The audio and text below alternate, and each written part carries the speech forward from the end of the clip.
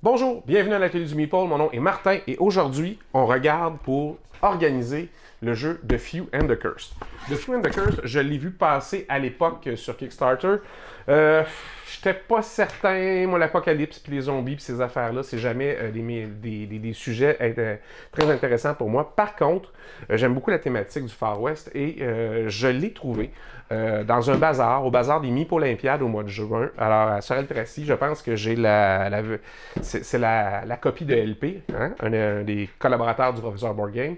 Alors, je l'ai eu à un bon prix, il me l'a vendu slivé. C'était la version de luxe. Fait que je suis super content de l'avoir, mais quand j'ai ouvert ça, je me suis dit, OK, c'est beaucoup de matériel. Alors, je me suis dit, bon, avant, j'ai commencé à lire les règles. Puis là, j'ai dit, oh, ça a l'air intéressant, un deck builder, le fun. Je vais l'organiser. J'ai du temps, je suis en vacances, je vais l'organiser. Alors, on regarde ça ensemble, comment on range et on organise The Few and the Cursed.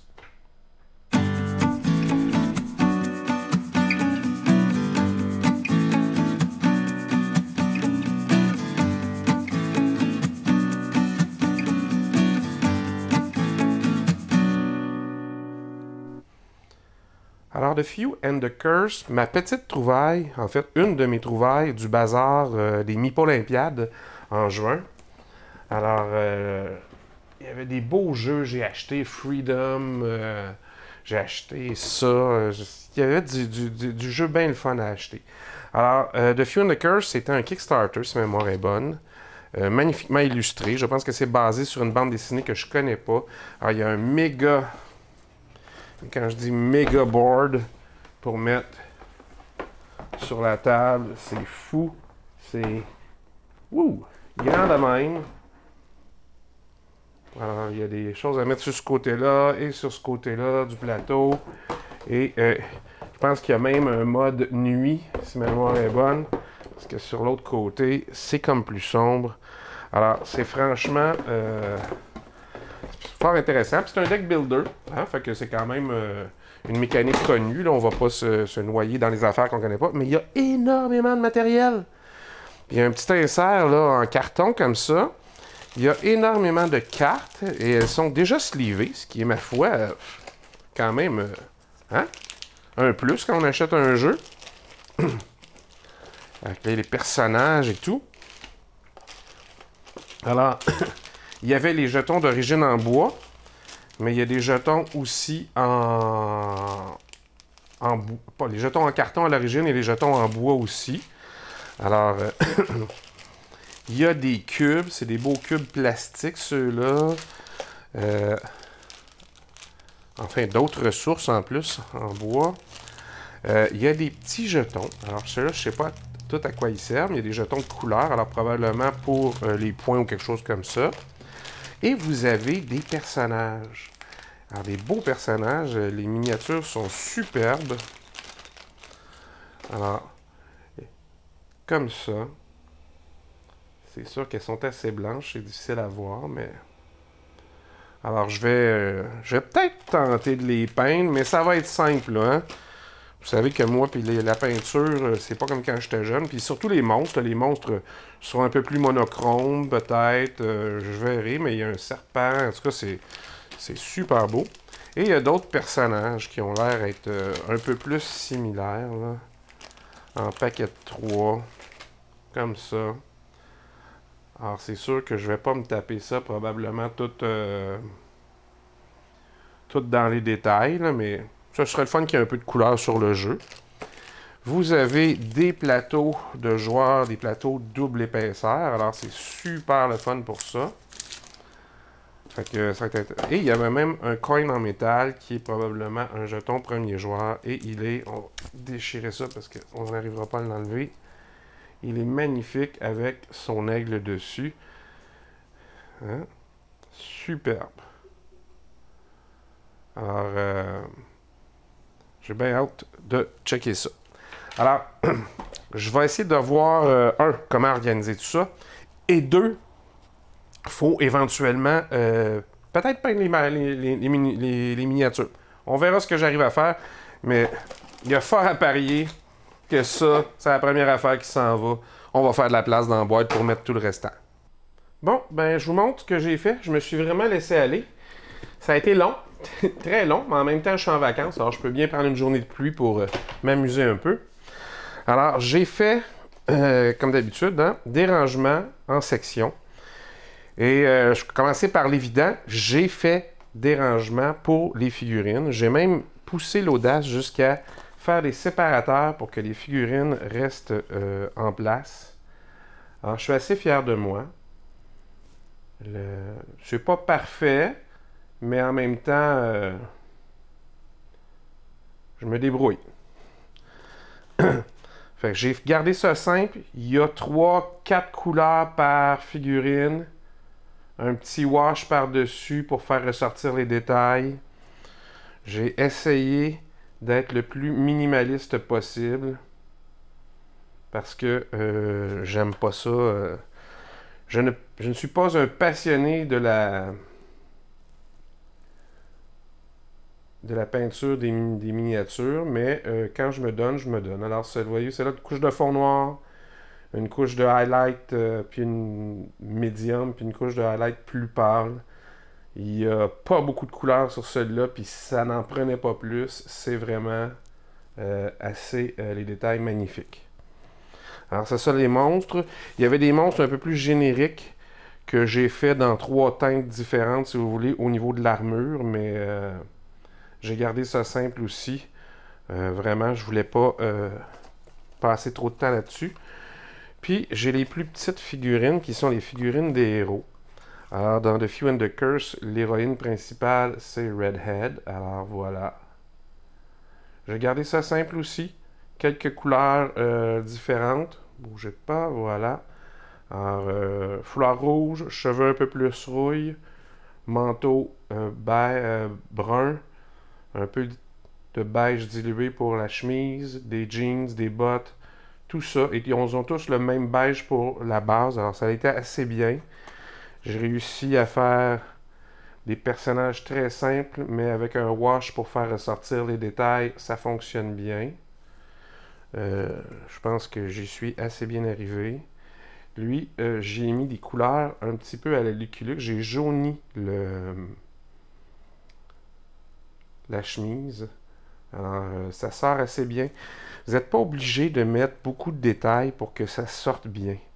Des fois, il suffit de la misère avec le focus, excusez-moi. Voilà. Alors, des fois, il suffit juste d'en mettre assez avec quelques petits highlights. J'ai mis un léger vernis par-dessus. Alors, ça vous donne une idée là, du procédé. Là. Mais je vous dis, il n'y a pas tant de couleurs que ça. Là. Il y a 3-4 couleurs par personnage, c'est tout.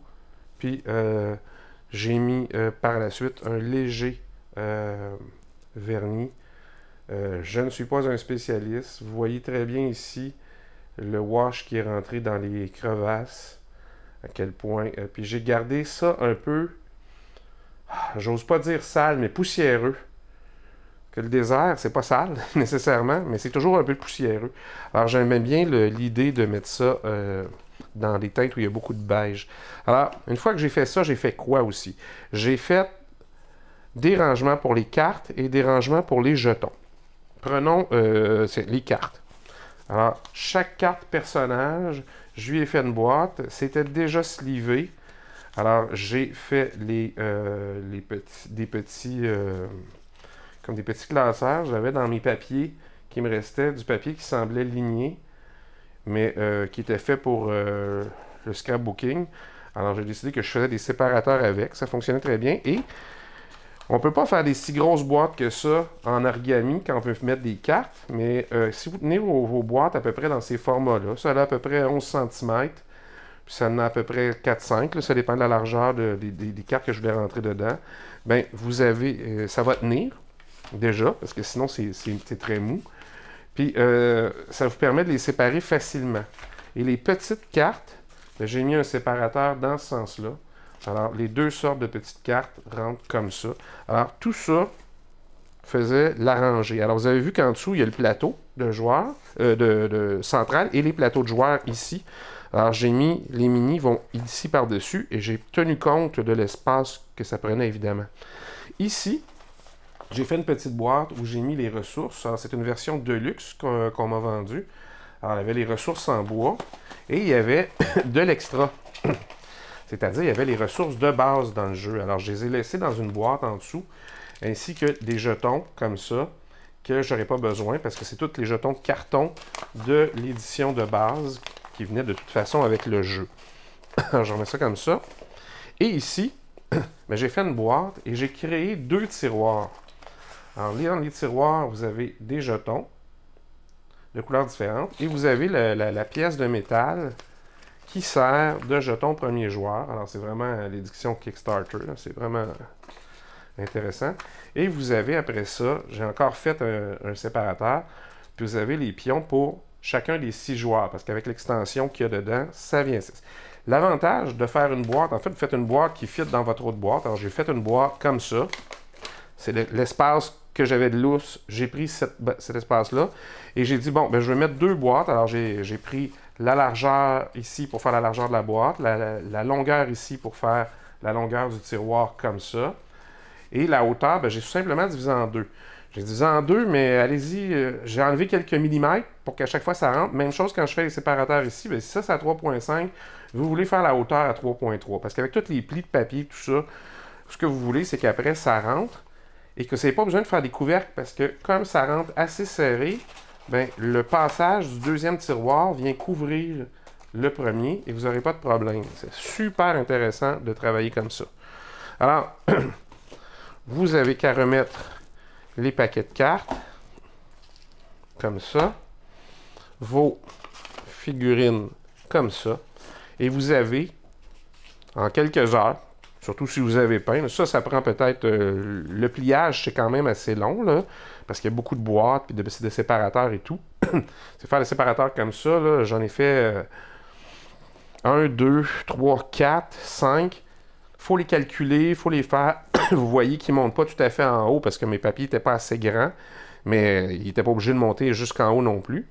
Et c'est toutes des couleurs un peu sombres de restant de feuilles que j'avais. Alors tout ça rentre et fait un rangement parfaitement organisé pour notre jeu de Few and the Cursed. Alors, super intéressant. Ça m'a donné le goût d'aller lire aussi les bandes dessinées. Fait que je verrai ce que je trouve, mais ça pourrait être super intéressant de lire les BD aussi. Ben, je suis assez satisfait de l'organisation de Few and the Cursed. Ça n'a pas été facile et ça n'a pas été rapide. Pourquoi? Parce que je me suis dit que j'allais évidemment peindre les miniatures. Et ça, peindre les miniatures, ben, ça prend du temps parce que il y a plusieurs étapes. Il y a le primer, il y a du séchage, il y a les couches de base de couleur et il y a du séchage. Et après ça, il y a des lavis qu'on met pour faire ressortir, des highlights qu'on met à sec pour faire encore plus ressortir les différences. J'ai été minimaliste dans mon approche de la peinture parce que j'aime pas ça passer trop de temps. J'haïs pas ça peindre, mais c'est vraiment pas tant qu'à peindre, j'aimerais mieux sortir mes pastels ou mon aquarelle puis faire quelque chose, une toile, tu sais. Mais ça fait longtemps que j'ai pas fait ça non plus. Alors, j'avais du temps, j'ai pris une journée de mes vacances pour faire ça, et je suis bien content du résultat, et je suis très content aussi des pliages. Ça a permis, parce que si j'avais mis du carton mousse, ça aurait été plus difficile de tout entrer. Probablement que j'y serais arrivé, mais tout aurait été coincé plus serré, alors que là, c'est facile à entrer, il n'y a rien qui est à la serre, tout a sa place, et ça fonctionne très bien, et ça m'a permis de passer plein de papiers qui me restaient. Alors, j'espère que vous avez apprécié. J'espère que c'est le type de solution qui peut parfois vous aider et qui vous a donné des idées pour organiser vos propres jeux. Si vous avez des questions, gênez-vous pas, mettez-les en commentaire, ça va me faire plaisir d'y répondre. En attendant, on se revoit la prochaine fois. Amusez-vous.